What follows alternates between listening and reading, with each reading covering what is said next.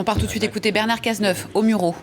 Commis hier de façon abjecte par un individu animé par le seul sentiment de la haine. Une enquête est en cours. Et après m'être entretenu avec le procureur de la République, François Molins, je veux insister sur la nécessité de la plus grande prudence dans la communication des éléments par voie de presse pour ne pas compromettre le déroulement d'une enquête qui se poursuit et qui doit conduire à de nouvelles interpellations.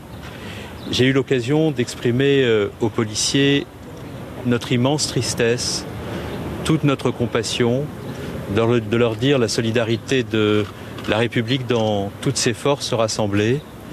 J'ai eu l'occasion aussi de leur exprimer mon immense gratitude. Je le fais souvent et je l'ai refait aujourd'hui avec toute la gravité résultant du contexte pour l'action que les forces de l'ordre conduisent. Ce qui s'est passé hier de façon absolument tragique, en présence d'un petit enfant qui a pu être sauvé par le RAID, c'est la démonstration, s'il en était besoin, de la très grande exposition des forces de sécurité intérieure, des policiers et des gendarmes qui paient un lourd tribut pour assurer la sécurité des Français. Vous savez que le gouvernement a pris de nombreuses dispositions pour renforcer les moyens de la police nationale et de la gendarmerie.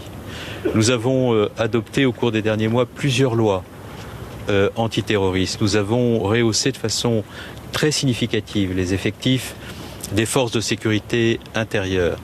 J'ai décidé aussi de permettre aux policiers de pouvoir rentrer à leur domicile avec leurs armes parce que j'étais conscient des difficultés auxquelles ils se trouvent exposés. J'ai également pris la décision, grâce à des amendements qui ont été votés par le Parlement, d'équiper rapidement les brigades anticriminalité et les PSIG de manière à ce qu'ils puissent se protéger face à des agressions terroristes. Pour ce qui concerne plus particulièrement l'individu qui a été neutralisé par le RAID dans le cadre d'une opération dont je veux saluer l'efficacité, en saluant en même temps le courage des policiers du RAID. Il appartient, bien entendu, comme toujours, au procureur de la République, François Molins, de s'exprimer. Il le fera au moment où il le jugera opportun et en fonction des éléments qu'il estimera devoir communiquer. Ce que je veux dire à l'instant, c'est que par-delà la neutralisation de l'agresseur terroriste hier, l'enquête se poursuit, elle avance aussi rapidement que possible, elle est conduite par les policiers sous l'autorité des magistrats tambour battant, et ce qui nous importe à nous tous au sein de l'appareil d'État, à la fois à la chancellerie et au ministère de l'Intérieur, c'est que nous puissions faire avancer cette enquête de manière à mettre hors d'état de nuire d'éventuels complices. Et c'est la raison pour laquelle notre mobilisation est totale. Monsieur le ministre, est-ce qu'après des attentats menés par des cellules extrêmement organisées, vous craignez aujourd'hui des situations plus comme celle d'hier soir, ce qu'on appelle le loup solitaire? Encore une fois, il faut dire la vérité aux Français, nous n'avons cessé de la dire. Parce que la résilience de notre pays, elle dépend de la capacité dans laquelle sont ceux qui exercent la responsabilité politique de dire en permanence la vérité sur la nature de la menace et d'expliquer aussi les mesures qu'ils prennent pour y faire face. La menace, nous nous sommes exprimés, le président de la République, le Premier ministre et moi-même à plusieurs reprises, pour dire qu'elle est à un niveau extrêmement élevé. Elle peut prendre des formes diverses.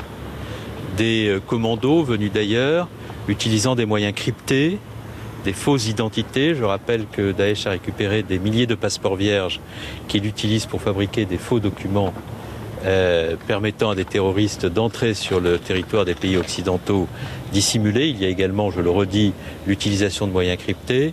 Cela représente une menace considérable face à laquelle nous avons pris des dispositions à travers la loi sur le renseignement destinées à faire face à cela. Et nous travaillons également avec les opérateurs numériques et les opérateurs de la téléphonie pour faire face à cette situation. Il y a un deuxième type de menace. C'est la menace que constituent tous ceux qui se sont organisés en filière de recrutement pour continuer à envoyer des individus sur le théâtre des opérations terroristes qui, dès lors qu'ils y sont allés, reviennent dans les pays occidentaux animés par la seule et unique volonté de tuer et par le seul instinct de la violence. Et puis il y a un troisième type de risque, c'est le risque du passage à l'acte d'un certain nombre d'individus après qu'ils ont reçu les messages véhiculés par les groupes terroristes par Internet et qui peuvent passer à l'acte à tout moment sans qu'ils soient nécessairement connus de nos services et quand ils le sont, sans que nécessairement les interceptions de sécurité et les mesures de surveillance aient révélé un passage à l'acte imminent et sans qu'il existe non plus de preuves concernant ces individus permettant leur incarcération, car nous sommes dans un état de droit, c'est aussi ce qui fait la force de la démocratie. Donc tout cela doit être expliqué aux Français. Et nous le faisons inlassablement, comme nous expliquons aussi les mesures que nous prenons. Et aujourd'hui, nous pouvons être frappés, la France, d'autres pays, par ces menaces multiples. Et il faut que les peuples européens, le peuple français, intègrent le fait que nous sommes confrontés, nous l'avons dit aussi à plusieurs reprises, à une menace qui durera longtemps et face à laquelle nous n'avons qu'un seul et unique devoir si nous voulons être résilients et forts. C'est la pédagogie, c'est la force des mesures que nous prenons, et nous en avons pris de nombreuses, l'attention à chaque instant, et puis aussi l'unité nationale. Et c'est la raison pour laquelle je crois que les policiers aujourd'hui dans ce commissariat ont été extrêmement sensibles au fait qu'il y ait des élus, maires, parlementaires de toute sensibilité. Et j'ai vu les policiers avec le président Larcher, avec lequel nous avons tenu le même discours, qui est un discours de résilience, qui est un discours absolument républicain, de rassemblement et de force face à la menace terroriste, parce que la République a besoin d'être forte d'elle-même. Elle a besoin d'être rassemblée autour de ses valeurs. Elle n'a pas besoin de division et de polémique.